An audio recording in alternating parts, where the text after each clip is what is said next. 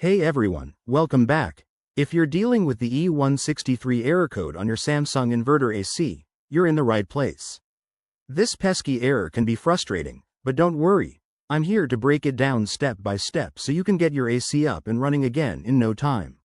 Let's dive in. First off, what does the E163 error mean?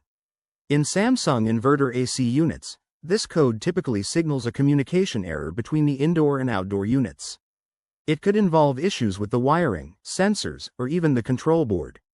This error is common in 2025 models due to their advanced smart features, but it's usually fixable with some basic troubleshooting.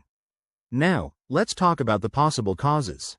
The most frequent culprits include loose or damaged wiring connections, a faulty indoor or outdoor unit sensor, power supply fluctuations, or even dust buildup affecting the components. Environmental factors like high humidity or improper installation can also trigger this error. If your AC is exposed to extreme weather, that might be the root cause. Alright, onto the solutions. Start by turning off your AC at the circuit breaker and unplugging it for about 5 minutes to perform a hard reset. This often clears temporary glitches. Next, inspect the wiring between the indoor and outdoor units for any loose connections or signs of damage. Make sure everything is securely plugged in. If you're comfortable, check the sensors for dirt or malfunction. Clean them gently with a soft cloth.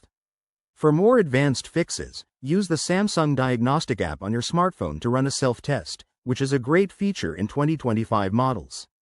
If the error persists, it might indicate a hardware issue, so consider calling a certified technician. Remember, safety first. Always disconnect power before handling any electrical parts. By following these steps, you should resolve the E163 error and enjoy cool air again. If you found this helpful, give it a thumbs up and subscribe for more tech fixes. Thanks for watching, and I'll see you in the next video.